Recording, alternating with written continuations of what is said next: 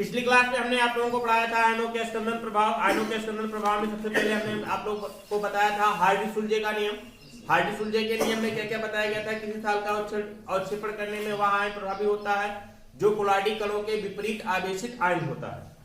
कोलाडी कणों के आवेश के विपरीत आवेशित आयन होता है। जैसे मान लीजिए कोलाडी कणों पर धनावेश होता है तो वैद्युत अपघट्ट का कौन सा है?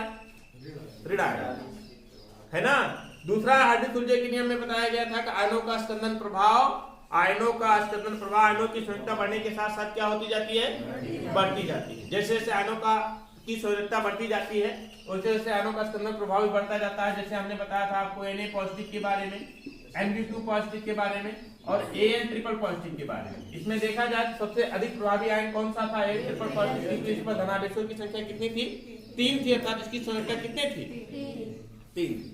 उसके बाद हमने बताया था वैद्युत अपघट्ट का उड़न मान। उड़न मान के बारे में हमने आप लोगों से चर्चा किया था कि उड़न मान वह मान होता है जो किसी वैद्युत अपघट्ट की वह न्यूनतम मात्रा होती है, जो किसी वैद्युत अपघट्ट की वह न्यूनतम मात्रा होती है या न्यूनतम सांद्रता की मात्रा होती है जो किसी कोलाइड विलयन को अवक्षेपित करने के लिए पर्याप्त होती है। उसको व्यक्त करने के लिए किसका प्रयोग किया जाता है? उड़न मान का प्रयोग किया जाता है। उसके बाद हमने आप लोगों को बताया था पारस्परिक स्कंदन। पारस्परिक स्कंदन में हमने बताया था कि जब दो विपरीत आवेशित कोलाइडों को एक दूसरे के साथ मिला दिया जाता है, एक धनावेशित कोलाइड हो दूसरा ऋणावेशित कोलाइड हो, धनावेशित कोलाइड को ऋणावेशित कोलाइड में आपस में क्या कर देते हैं? मिला देते हैं, तो अवक्षेपण हो जाता है। तो इस प्रकार की प्रक्रिया को पारस्परिक स्कंदन की प्रक्रिया कहा जाता है। उसके बाद हमने आप लोगों को बताया था रक्षण क्रिया। रक्षण क्रिया यहीं से मुख्यतः आप लोगों को जानना है। हमने आप लोगों को बताया था रक्षण किसे कहते हैं, प्रोटेक्शन किसे कहा जाता है? रक्षण, प्रोटेक्शन। हमने बताया था आप लोगों को कि किसी द्रव विरोधी कोलाइड को वैद्युत अपघट्ट डाल करके क्या किया जा सकता है? उसका अवक्षेपण किया जा सकता है, किंतु उस द्रव विरोधी कोलाइड में पहले हम क्या मिला दें? कोई द्रव स्नेही कोलाइड मिला दें, फिर उसको हम क्या करें? वैद्युत अपघट्ट मिलाएं तो उसका स्कंदन रुक जाता है। क्या हो जाता है? रुक जाता है। कोई वैद्युत अपघट्ट मिलाने से पहले, वैद्युत अपघट्ट मिलाने से पहले उसमें क्या मिला दें? हम द्रव स्नेही कोलाइड मिला दें। क्या मिला दें? द्रव स्नेही कोलाइड मिला दें। वैद्युत अपघट्ट मिलाने से पहले उसमें द्रव स्नेही कोलाइड मिला दें तो इसका स्कंदन क्या हो जाता है? रुक जाता है। स्कंदन नहीं होता, स्कंदन नहीं होता है। इस प्रकार की प्रक्रिया को कौन सी प्रक्रिया कहा जाता है? रक्षण की प्रक्रिया कहा जाता है। तथा जिस द्रव स्नेही कोलाइड को मिलाने से द्रव विरोधी कोलाइड का स्कंदन रुक जाता है उस द्रव स्नेही कोलाइड को कौन सा कोलाइड कहते हैं? हम रक्षी कोलाइड कहते हैं। हमने बताया था इसको कौन सा कोलाइड कहा जाता है? रक्षी कोलाइड कहा जाता है। और जिस द्रव विरोधी कोलाइड का स्कंदन रुक जाता है उसे कौन सी? रक्षित कोलाइड कहते हैं। कौन सा कोलाइड कहते हैं? रक्षित कोलाइड कहा जाता है। इतनी चीजें हमने बता दिया था आप लोगों को। अब इस द्रव विरोधी कोलाइड की रक्षण क्रिया को, अर्थात हम कह सकते हैं कि रक्षण क्रिया कैसे होती है या कह सकते हैं कितनी मात्रा में किसी द्रव विरोधी कोलाइड में कितनी मात्रा में द्रव स्नेही कोलाइड मिलाएं।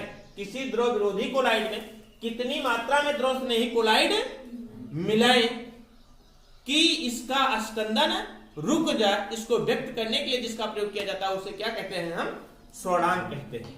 समझिए हमारी बात को। भाई ऐसा तो है नहीं कोई ढेर सारा द्रव विरोधी कोलाइड है और उसमें जरा सा द्रव स्नेही कोलाइड मिला है और फिर उसमें वैद्युत अपघट्ट डाल करके देखे क्या स्कंदन हो रहा है कि नहीं हो रहा, तो स्कंदन तो हो ही तो जाएगा। लेकिन अगर एक निश्चित अनुपात में द्रव विरोधी कोलाइड है तो उसको निर्धारित करना पड़ेगा हमें कितना इसमें द्रव स्नेही कोलाइड मिलाएं कि किसी वैद्युत अपघट्ट के द्वारा इसका स्कंदन न हो। उसकी एक निश्चित मात्रा होगी ना, और उस निश्चित मात्रा को व्यक्त करने के लिए किसका प्रयोग किया जाता है? स्वर्णांक का प्रयोग किया जाता है। किसका प्रयोग किया जाता है? स्वर्णांक का प्रयोग किया जाता है। तो हेडिंग डालिए द्रव स्नेही कोलाइडों का स्वर्णांक। द्रव स्नेही कोलाइडों का स्वर्णांक।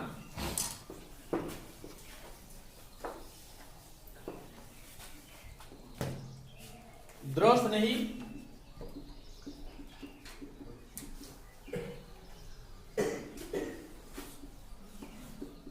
कोलाइडों का स्वर्णांक। देखिए द्रव स्नेही कोलाइड की रक्षी क्रिया किसमें व्यक्त की जाती है? स्वर्णांक में व्यक्त की जाती है। किसमें व्यक्त की जाती है? तो लिखिए द्रव स्नेही कोलाइड की रच्छी क्रिया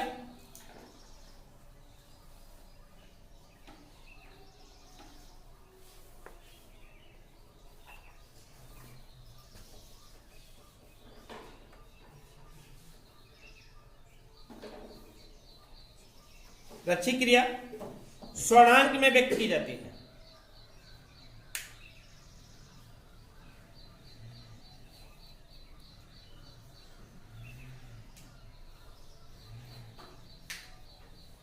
रच्छी क्रिया स्वर्णांक में व्यक्त की जाती है। स्वर्णांक की परिभाषा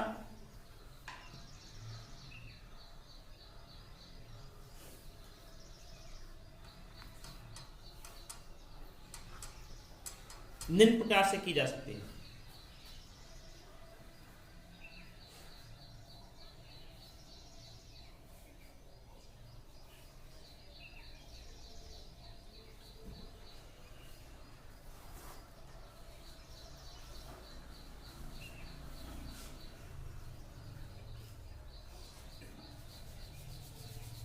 कैसे परिभाषा की जा सकती है? 100 ml मानक गोल्ड सॉल्ट लेते हैं। आपको पता होना चाहिए कि 10 ml, सॉरी गलती हो गई, 10 ml, कितना ml ओनली? 10 ml मानक गोल्ड सॉल्ट। 10 ml मानक गोल्ड सॉल्ट लेते हैं। आपको पता होना चाहिए कि मानक गोल्ड सॉल्ट द्रव नहीं होता है कि द्रव विरोधी? द्रव विरोधी कोलाइड है। मानक गोल्ड सॉल्ट द्रव विरोधी कोलाइड है बेटा। अब इसको हम वैद्युत अपघट्ट के द्वारा अवक्षेपित कर सकते हैं ना, अवक्षेपित कर सकते हैं ना।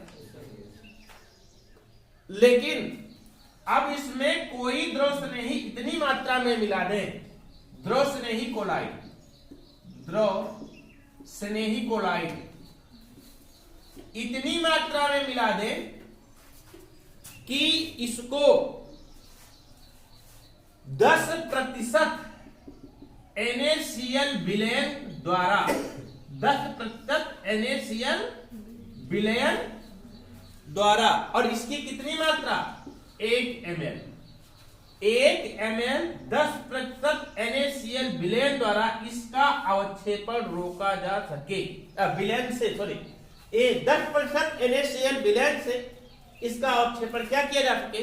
रोका जा सके। नहीं समझ में आएगा? फिर से देखिए, 10 ml मानक गोल्ड सॉल्ट है, 10 ml मानक गोल्ड सॉल्ट है।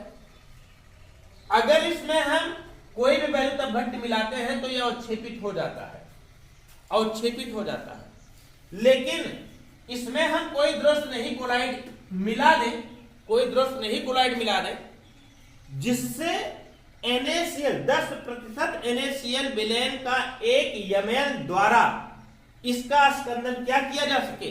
रोका जा सके। मतलब अगर इसको नहीं मिलाएंगे, इसको नहीं मिलाएंगे और इसको मिला देंगे तो ये अवक्षेपित हो जाएगा, अवक्षेपित हो जाएगा, हो जाएगा कि नहीं? लेकिन अब इसमें द्रव स्नेही कोलाइड में, मानक गोल्ड सॉल्ट नामक द्रव विरोधी कोलाइड में द्रव स्नेही कोलाइड की इतनी मात्रा मिला दें, इतनी मात्रा मिला दें कि इस प्रकार के वैद्युत अपघट्ट के द्वारा, किस प्रकार के? 1 ml के 10% NaCl विलयन द्वारा इसका अवक्षेपण क्या किया जा सके? रोका जा सके। वही मिलाई गई मात्रा, न्यूनतम मात्रा, द्रव स्नेही कोलाइड की मिलाई गई न्यूनतम मात्रा, उसका क्या कहलाती है? स्वर्णांक। अगर हम 10 ml मानक गोल्ड सॉल्ट लें, 10 ml मानक गोल्ड सॉल्ट लें, 10 ml मानक गोल्ड सॉल्ट में किसी द्रव स्नेही कोलाइड की इतनी मात्रा मिला दें, 10 ml मानक गोल्ड सॉल्ट में द्रव स्नेही कोलाइड की इतनी मात्रा मिला दें कि 1 ml 10% NaCl विलयन नामक वैद्युत अपघट्ट के द्वारा इसका 10% 1 ml NaCl विलयन से इसका अवक्षेपण क्या किया जा सके? रोका जा सके। समझ पाए कि नहीं? जितनी मात्रा हमें इसमें मिलाना पड़ेगा इसको अवक्षेपित होने के लिए, अवक्षेपित होने से रोकने के लिए जितनी मात्रा हमें द्रव स्नेही कोलॉइड की मिलाना पड़ेगा, इसको अवक्षेपित होने से रोकने के लिए। किससे? NaCl से। लेकिन एक निश्चित मात्रा में, कितना, 10% का विलयन हो और वो भी कितना ml हो, 1 ml से रोका जा सके, है ना। इससे मिलाने पर यह अवक्षेपित हो जाएगा, लेकिन इतनी मात्रा मिला दें कि इसको मिलाएं तो यह अवक्षेपण इसका रुक जाए। तो जितनी मात्रा में हमें इसका मिलाना पड़ेगा, मिलीग्राम में जितनी मात्रा इसकी मिलानी पड़ेगी, वही उसकी क्या कहलाती है? सोडांक। अब समझ गए ना सोडांक के बारे में? समझ गए सोडांक के बारे में? तो लिखिए, किसी द्रव स्नेही कोलॉइड का सोडांक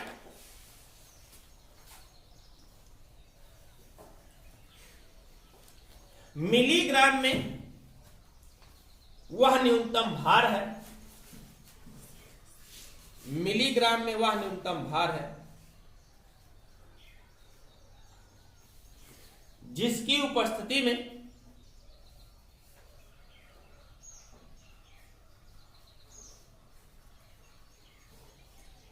दस ml मानक गोल्ड सॉल्ट में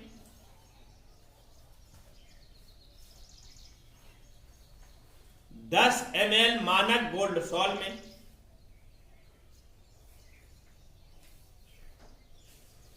10% NaCl विलयन का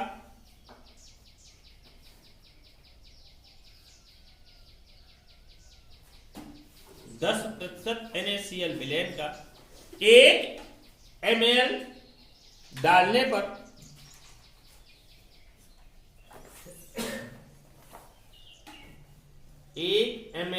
पर सॉल्ट का रंग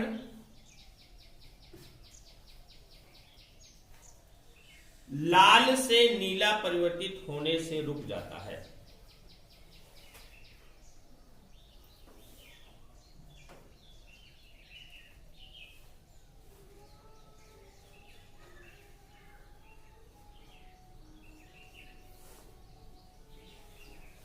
लाल से नीला परिवर्तित होने रुक जाने का मतलब क्या हुआ? अवक्षेपण उसका रुक जाता है। इन्होंने काम बंद कर दिया। देखिए, कुछ द्रव स्नेही कोलॉइडों का सोडांक निम्न है।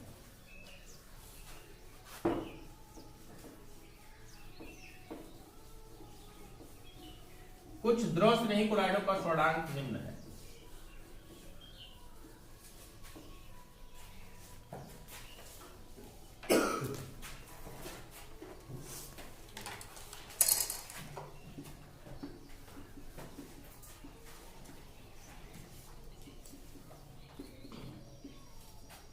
द्रव स्नेही कोलॉइड लिखिए, एक तरफ लिखिए क्या? सोडांक। लिखिए जिलेटिन,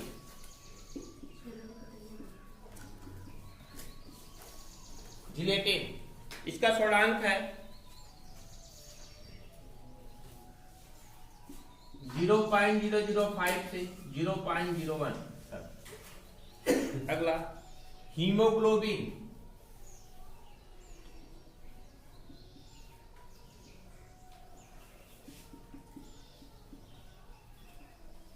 हीमोग्लोबिन इसका सोडांक है 0.01। अगला एल्ब्यूमिन,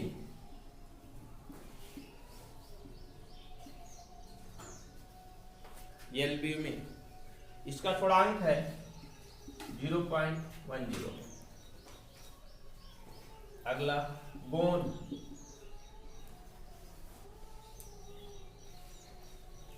बोन 0.15 से 0.25। अगला स्टार्च 25।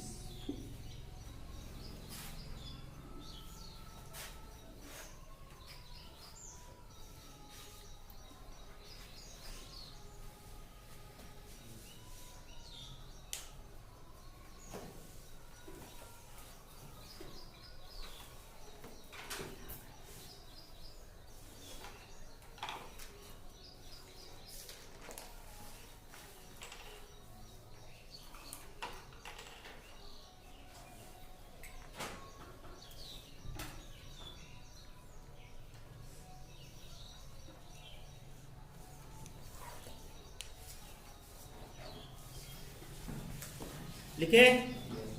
अब अगला लिखिए पायस, इमल्सन। पायस के बारे में हमने आप लोगों को पहले भी बता दिया है। पायस कहते किसे हैं, पायस क्या होता है।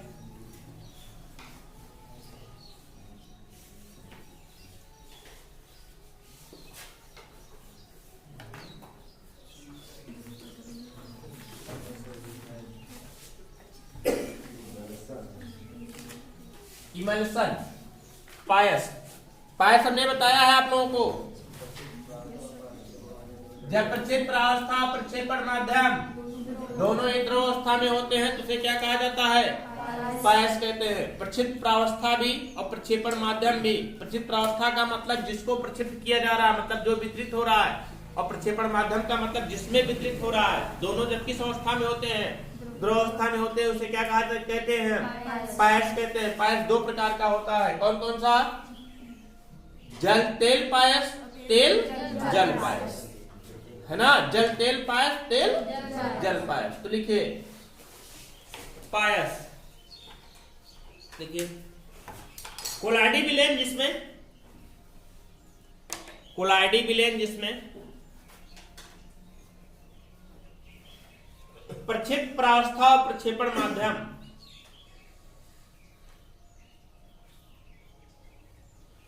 प्रक्षेप प्रावस्था और प्रक्षेपण माध्यम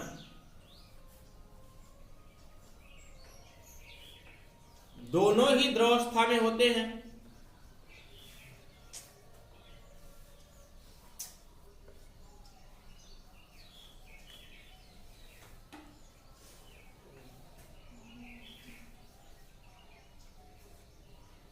पायस कहलाता है, पायस कहलाते हैं।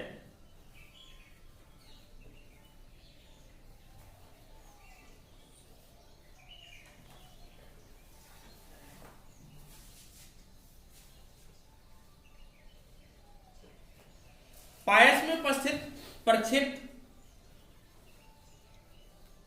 द्रव के कण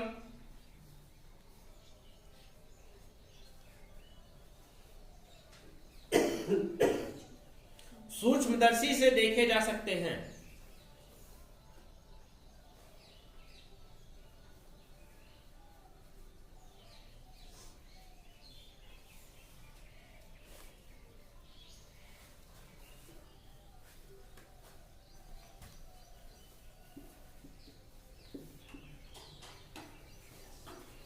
पायस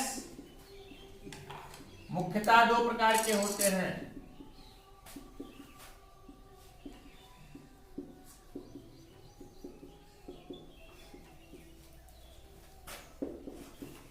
नंबर पहला कौन सा, तेल जल पायस।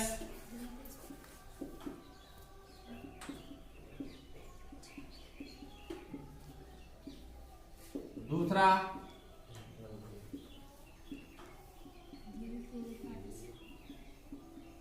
जल तेल पायस।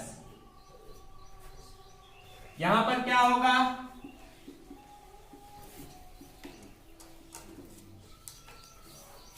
प्रक्षिप्त प्रावस्था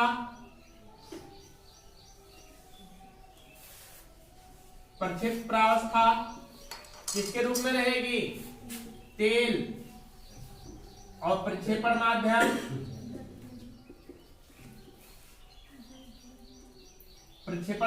क्या रहेगा, जल। यहां पर क्या होगा, प्रक्षिप्त प्रावस्था क्या रहेगा, जल, और प्रक्षेपण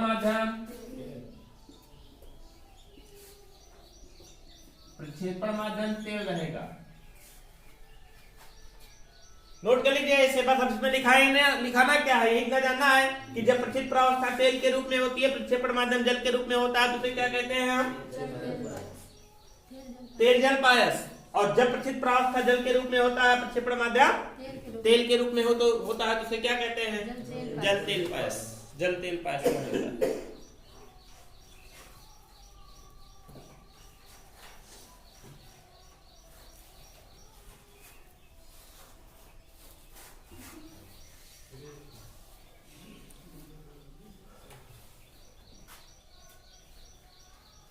नोट किए?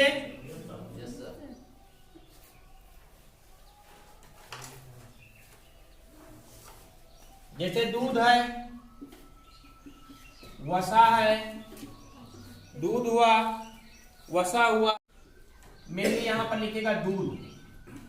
दूध किसका उदाहरण है? आपका पायस का उदाहरण है। किसका उदाहरण है? पायस का। पायस के बारे में हमने बताया कि आपको जब क्या क्या प्रक्षिप्त प्रावस्था, प्रक्षिप्त प्रावस्था, प्रक्षिप्त प्रावस्था और क्या प्रक्षेपण माध्यम दोनों किस अवस्था में होते हैं? दोनों ही द्रव अवस्था में होते हैं,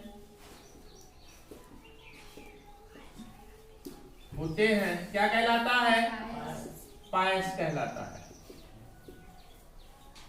फिर से देख लीजिए एक बार, पायस किसे कहते हैं? जब प्रक्षिप्त प्रावस्था और प्रक्षेपण माध्यम दोनों एक ही अवस्था में होते हैं, द्रव अवस्था में होते हैं, तो क्या कहलाता है? पायस कहलाता है। प्रक्षिप्त प्रावस्था भी और प्रक्षेपण माध्यम भी दोनों ही द्रव अवस्था में होते हैं, पायस कहलाता है। पायस दो प्रकार का होता है, पहला होता है तेल जल पायस, दूसरा होता है जल तेल पायस। तेल जल पायस में क्या होता है? जब प्रक्षिप्त प्रावस्था तेल के रूप में होता है और प्रक्षेपण माध्यम जल के रूप में होता है, तो उसे हम क्या कहते हैं? तेल जल पायस कहा जाता है। और जब प्रक्षिप्त प्रावस्था जल के रूप में होता है और प्रक्षेपण माध्यम तेल के रूप में होता है, तो उसे क्या कहा जाता है? जल तेल पायस कहते हैं। जल तेल पायस कहते हैं। पायस का मुख्य उदाहरण क्या होता है? दूध। पायस का मुख्य उदाहरण दूध। नोट कर लीजिए, लिख डाले। अब अगला हेडिंग डालिए, कोलाइडो का महत्व और अनुप्रयोग।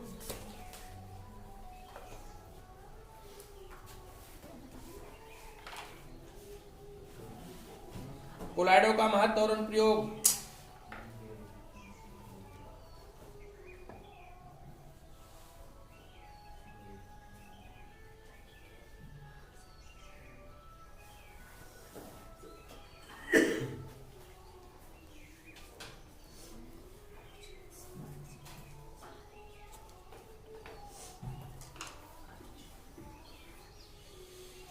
देखिए, हमारे दैनिक जीवन में, कृषि में, जीव विज्ञान में, उद्योग में, धातुओं के निष्कर्षण में, बहुत जगह, बहुत सभी स्थानों पर, लगभग सभी स्थानों पर कुछ ना कुछ कोलाइडो का महत्व है। कोलाइडो का बहुत सारा महत्व है। जैसे खाद्य पदार्थों के रूप में, दूध में, क्रीम में, मक्खन के रूप में, सब में किसका उपयोग किया जाता है? कोलाइड का के रूप में उपयोग किया जाता है। किसके रूप में?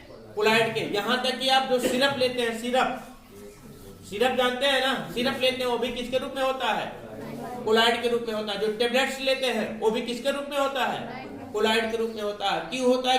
क्योंकि हमारा डाइजेस्टिव सिस्टम कोलाइड स्टेट को आसानी से डाइजेस्ट कर सकता है। कोलाइड अवस्था के रूप में लिए गए पदार्थ को आसानी से डाइजेस्ट कर सकता है। जो लोग बहुत बीमार होते हैं, उनको भोजन ना दे करके कोलाइड के रूप में पेस्ट दिया जाता है।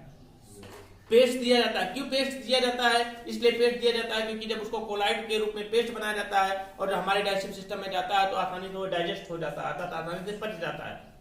तो बहुत सारी चीजों का उपयोग कोलाइड के रूप में किया जाता है। खाद्य पदार्थों की बात छोड़िए, खाद्य पदार्थों के रूप में तो बहुत सारी चीजों का उपयोग किया जाता है। उसके बाद उद्योग के क्षेत्र में उपयोग किया जाता है, धातुओं के निष्कर्षण में किया जाता है, जीव विज्ञान में किया जाता है। बहुत सारी जगहों पर कोलाइड के रूप में कोलाइडो का उपयोग किया जाता है।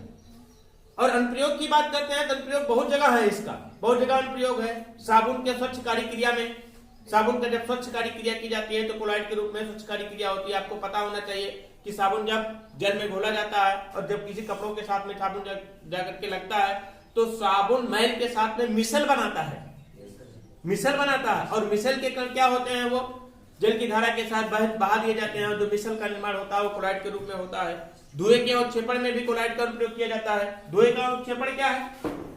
अनुप्रयोग और महत्व पढ़ रहे हैं आप लोग। धुएं के हेडिंग बनाइए, पहले मैं बता रहा हूं। हेडिंग बनाइए, कोलाइडो के महत्व और अनुप्रयोग। कोलाइडो के महत्व और अनुप्रयोग, इसका लास्ट टॉपिक है ये। कोलाइडों के महत्व और अनुप्रयोग।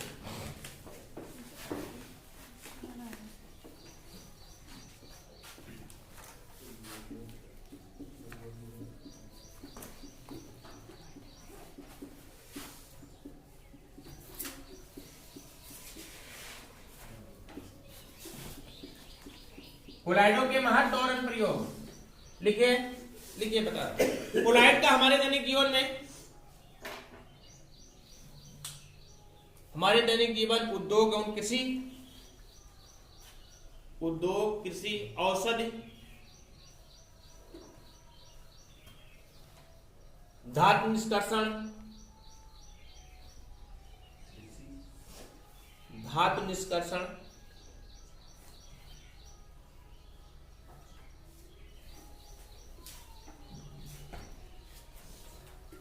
कई क्षेत्रों में महत्व है।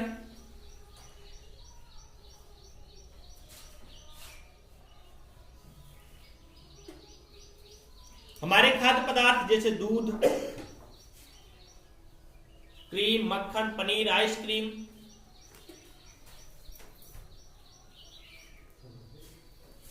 जैसे दूध, क्रीम, मक्खन, पनीर, आइसक्रीम,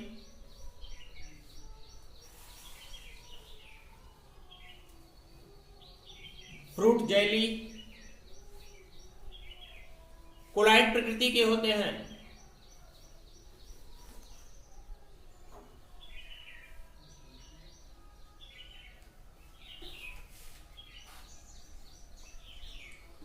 दूध भी, क्रीम, मक्खन, पनीर ये सभी किस रूप में होते हैं? लिखिए, अनेक औषधियां, अनेक औषधियां, सिरप आज कोलाइड के रूप में ही होते हैं।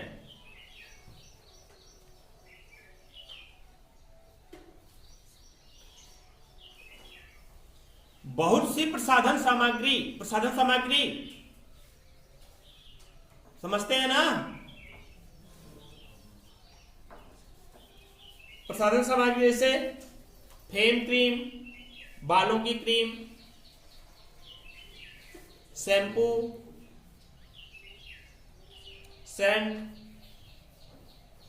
शेविंग क्रीम आदि कोलाइड प्रकृति के होते हैं।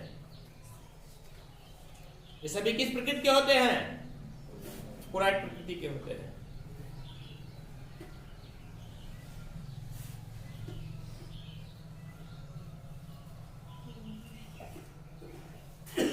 तो इतना उपयोग बताया गया। प्रसाधन सामग्री के रूप में भी इसका उपयोग है, औषधि के रूप में भी इसका उपयोग है, खाद्य पदार्थों के रूप में इसका उपयोग है, औषधि कृषि क्षेत्र में इनका उपयोग है ही है ना? इनका महत्व इन सब जगह होता है। उसके बाद कुछ अनुप्रयोग महत्वपूर्ण जानने हैं इनके। लिखिए, कुछ इनके कोलाइडों के कुछ महत्वपूर्ण अनुप्रयोग निम्न है।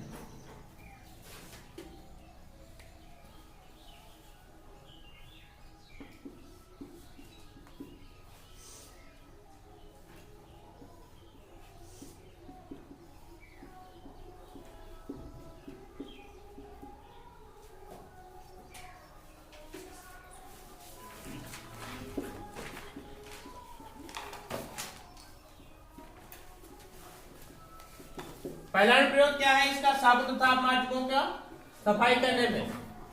देखिए, हमने बताया था अभी आप लोगों को कि जब क्या होता है, साबुन का उपयोग करते हैं तो साबुन के कण क्या होते हैं? जल के साथ घुल करके कपड़ों में उपस्थित मैल के साथ जाकर के मिसल का निर्माण कर लेते हैं, जो कि कोलाइड प्रकृति के हो जाते हैं।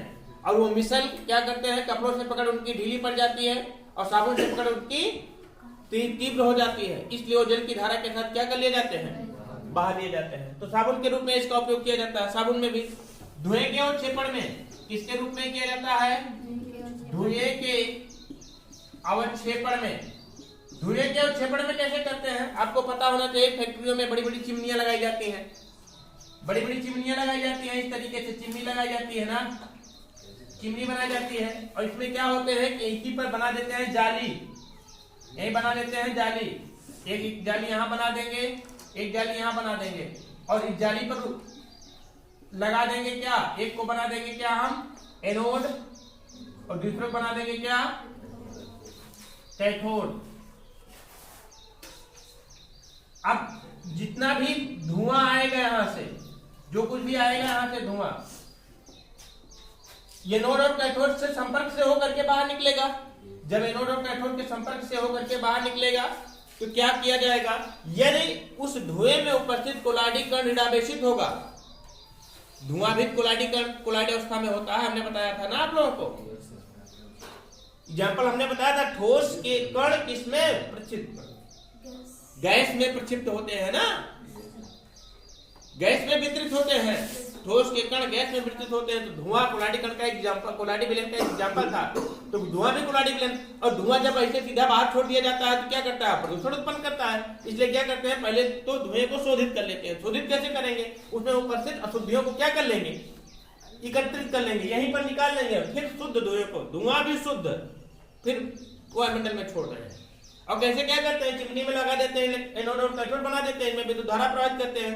अब धुएं आएंगे, धुआं आएगा और यहां से होकर के प्रवाहित करेंगे। जब यहां से होकर के प्रवाहित करेंगे तो ये कोलाडी धुएं में उपस्थित कणों पर ऋणावेश होगा, दोनों धुएं में उपस्थित कणों पर ऋणावेश होगा, तो किसके द्वारा अवक्षेपित कर लिया जाएगा, एनोड के द्वारा अवक्षेपित कर लिया जाएगा। और धुएं में उपस्थित कण पर क्या होगा, पॉजिटिव चार्ज होगा, तो कैथोड के द्वारा यहीं पर अवक्षेपित कर लिया जाएगा। इसको इस तरीके से रोक लेंगे और धुआं प्योर हो जाएगा और वायुमंडल में उसको हम छोड़ देंगे। समझ गए ना। तो किसके रूप में, धुएं के अवक्षेपण में इसका उपयोग किया जा रहा है कि नहीं। अगला देखिए, डेल्टा का निर्माण। डेल्टा का निर्माण, डेल्टा का निर्माण कैसे होता है इसको जानिए, बहुत आसान है। तीसरा, डेल्टा का निर्माण। डेल्टा का निर्माण कैसे होता है, डेल्टा जानते हैं ना, जब नदियां समुद्र पर जाकर के मिलती हैं तो त्रिभुजाकार आकृति बन जाती है। आप लोगों ने पढ़ा होगा, नदियां समुद्र में जाकर के मिलती हैं तो समुद्र और नदी के मुहाने पर एक त्रिभुजकार के आकार की आकृति बन जाती है, जिसे क्या कहते हैं, डेल्टा कहते हैं। और डेल्टा बनता क्यों है, आपको पता होना चाहिए। मान लीजिए समुद्र है, ये समुद्र है, समुद्र में ये सभी वाटर है, सब यहाँ पर वाटर भरा हुआ है ना। और आपको पता होना चाहिए इसका जल क्या होता है, खारा होता है।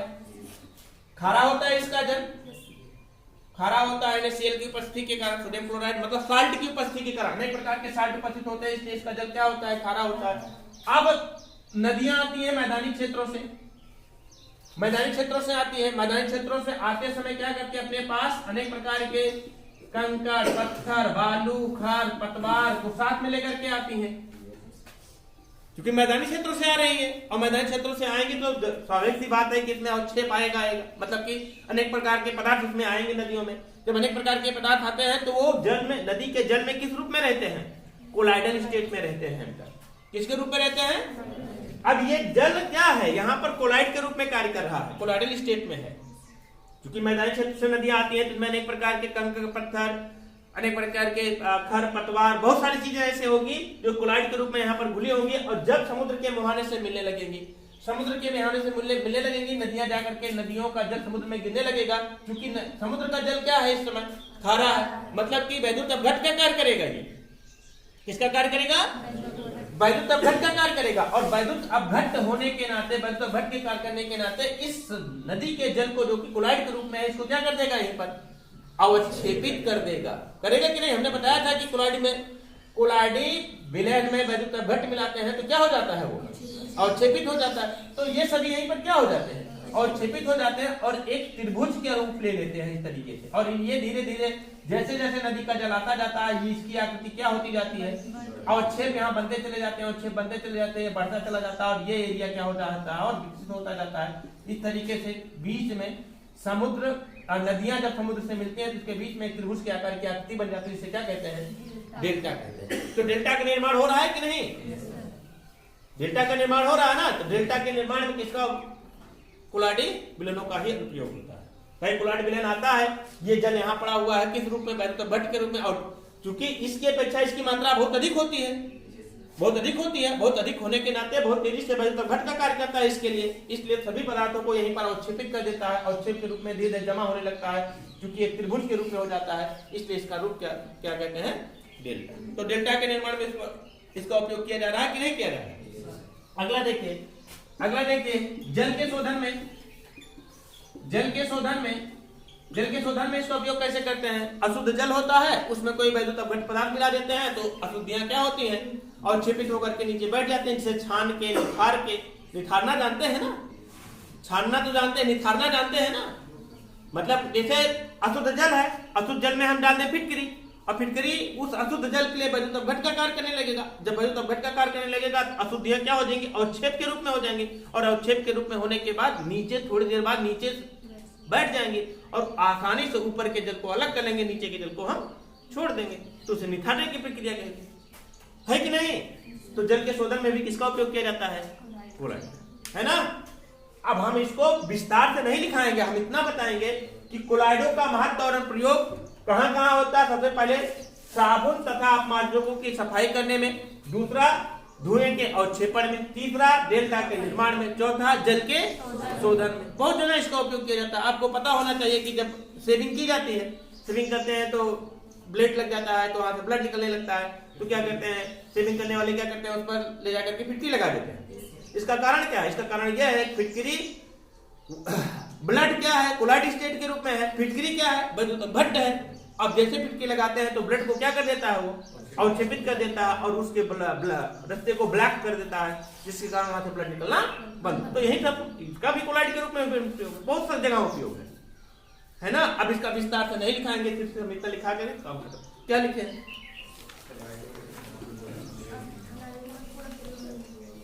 लिखिए नंबर 1, साबुन तथा अपमार्जकों का सफाई करने में उपयोग।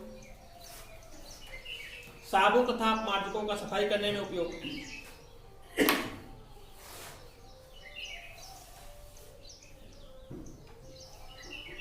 अगला नंबर, धुएं के अवक्षेपण में,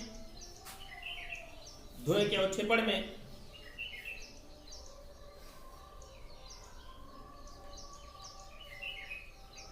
अगला नंबर, डेल्टा के निर्माण में।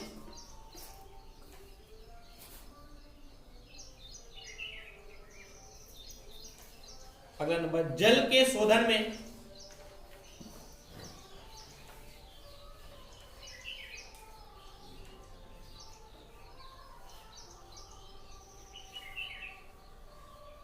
अगला नंबर, रबर का वैद्युत लेपन में। रबर का वैद्युत लेपन में।